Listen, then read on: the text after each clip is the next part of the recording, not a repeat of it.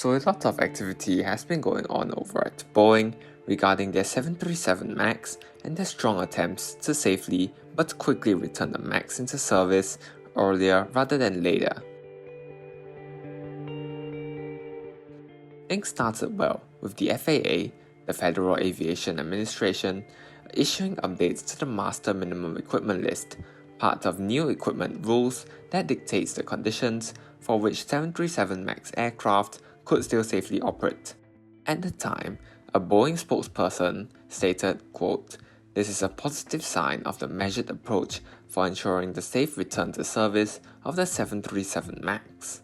News also emerged by then that if the airplane isn't ungrounded by the end of the year, Boeing may have to cease production of its 737 MAX temporarily due to the lack of slots for the grounded airplanes.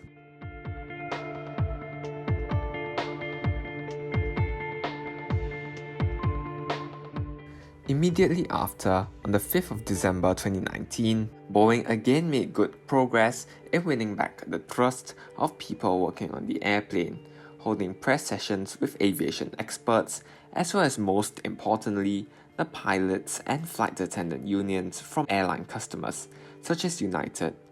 Simulator sessions during the press conferences also received positive feedback from pilots, even if they're still cautious of the airplane's return to service.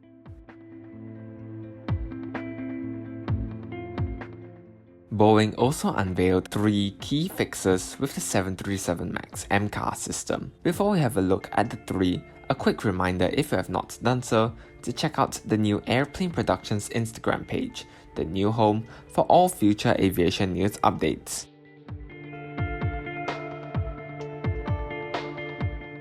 Firstly, the system would rely on 2 sensors rather than 1, an added insurance policy to prevent false activation.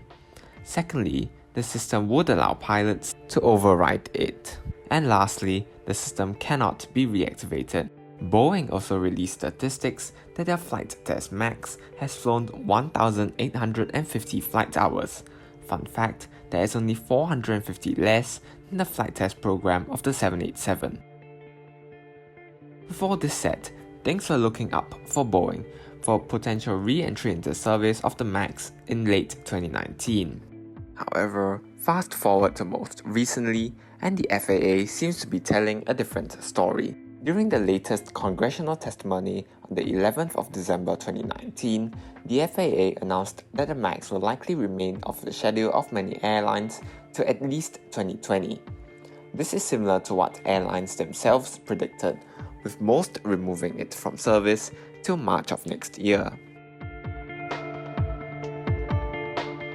However, the agency themselves also received tough criticism, with the committee chairman saying, quote, "The FAA rolled the dice on the safety of the travelling public and let the 737 MAX continue to fly.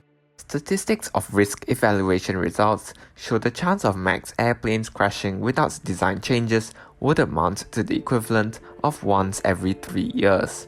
However, these statistics do seem to favour the criticism and isn't an actual representation of the true reliability records."